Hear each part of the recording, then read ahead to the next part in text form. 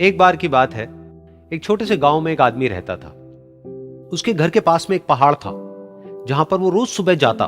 उस पहाड़ पर थोड़ी देर के लिए वो बैठता, फिर वापस आ जाता। तो रोज की तरह वो सुबह सुबह जा रहा था। पीछे से उसका छोटा सा बेटा आया। उसने आकर के उसका हाथ पकड़ लिया और कहा कि आज मैं भी आपके साथ चलूंगा। उसने पहले तो उसको थोड़ा सा समझाया और मना किया।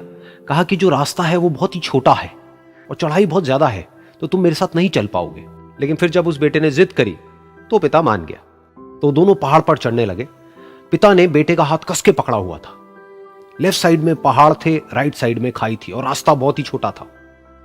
और वो पहाड़ की चोटी तक पहुंचने ही वाले थे, तभी रास्ते में एक बड़ा सा पत्थर आया। क्योंकि पिता उस रास्ते पर रोज आता था, तो उसको पता था कि वहां पे पत्थर है, तो वो साइड से निकल गया। लेकिन जो बेटा था उसका ध्यान कहीं और था, तो उसका घुटना जा करके उस बड़े से पत्थर पर टकरा गया। तो फिर उस बच्चे के मुंह से एक चीख निकली।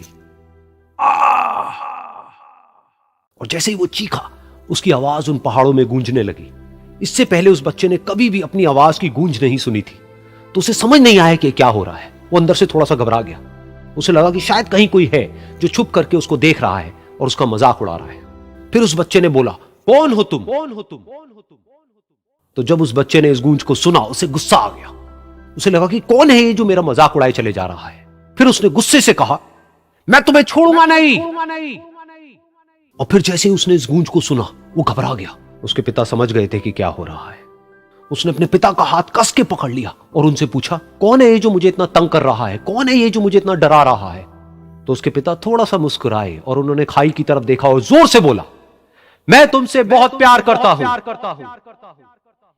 ये सुनकर वो बच्चा हैरान हो गया। उसे समझ नहीं आया कि हो क्या रहा है, कि वही इंसान जो उसका मजाक उड़ा रहा है और उसको तंग कर रहा है, वो उसके पिता को बोल रहा है कि मैं तुमसे बहुत प्यार करता हूं। तो उसके पिता ने अपने बेटे को देखा और वो समझ गए कि उसके मन में क्या चल रहा है। और फिर दोबारा उन्होंने बोला, तुम बहुत अच्छे हो।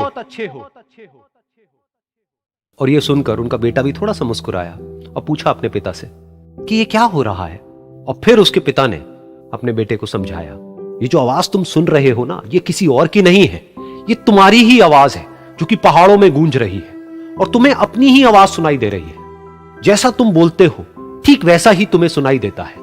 अगर तुम गुस्से से कुछ कहोगे तो पलट करके जो आवाज आएगी उसमें भी गुस्सा होगा।